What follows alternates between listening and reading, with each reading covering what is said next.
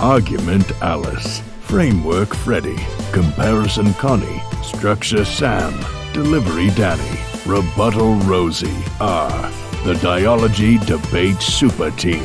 They are here to help develop your superpowers.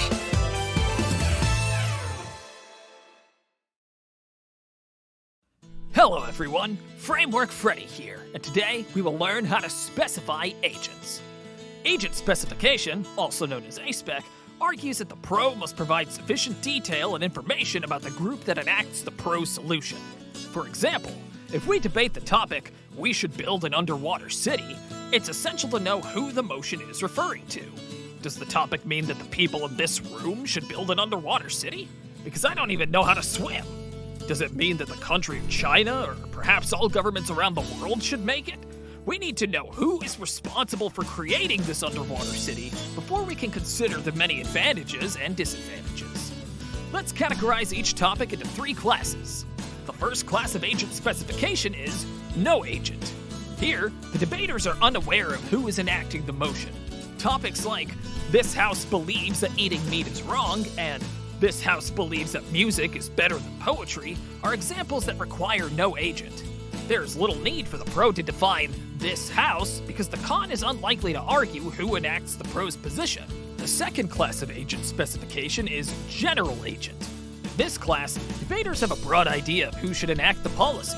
For example, topics like the United States federal government should nationalize social media platforms and the People's Republic of China should pay students for good grades are examples of general agent topics. As debaters, we know that the solutions will be implemented in the United States and China accordingly, even if we do not know which specific agency is responsible for the plan. The third class of agent specification is specific agent.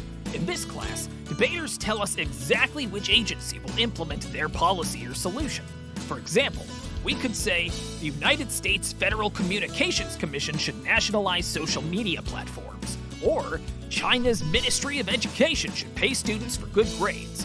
Here, we've gone one step further to specify what agent will enact our solution. Let's run through one last example before discussing how ASPEC can help us think of the pro and con arguments. If we debate the topic, this house would build a military base on the moon, the pro should define this house. Why? Well, a Russian military base is different than a Chinese military base. The same is true for a Japanese and United States military base.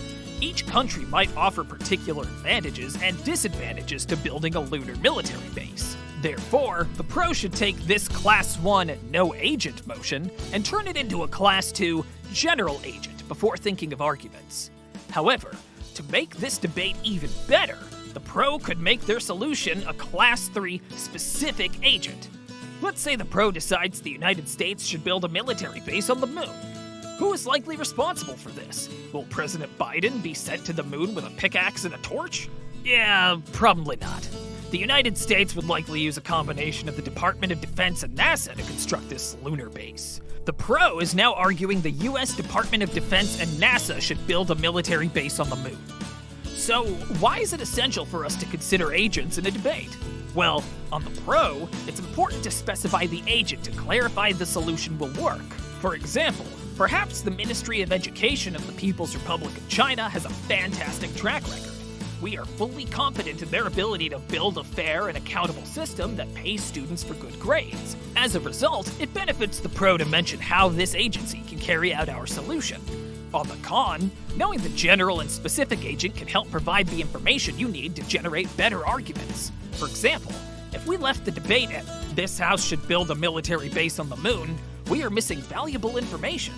Perhaps we have a detailed explanation of why a US lunar base would anger Russia, or why the US Department of Defense and NASA lack certain technologies required for a military base on the moon. Unfortunately, the only way to access these arguments is to force the pro to specify their agent. Thankfully, there are a few ways to clarify agents in the debate. First off, we should consider who will enact our solution in every debate. For example, if we receive the topic, this house should build a military base on the moon, we should feel comfortable picking a specific country or group of countries that can complete such a mission. Moreover, we should select countries we know to have a space program. For example, If we argue that Jamaica should build a military base on the moon, we are unlikely to win because the country lacks a space agency. Second, if we run into a team that does not specify an agent, we should feel comfortable asking them for one. For example, if the pro argues that Japan will establish a military base on the moon, we could ask, what Japanese agency is responsible for the construction of this base? If the pro fails to answer the question, it's a clear indication they haven't considered the details of their solution.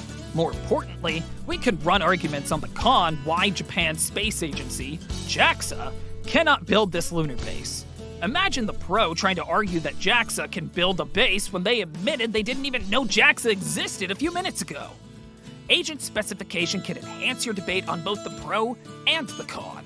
Knowing what agency is responsible for carrying out your solution is a requirement in the real world, and it should be a requirement in the debate. Good luck!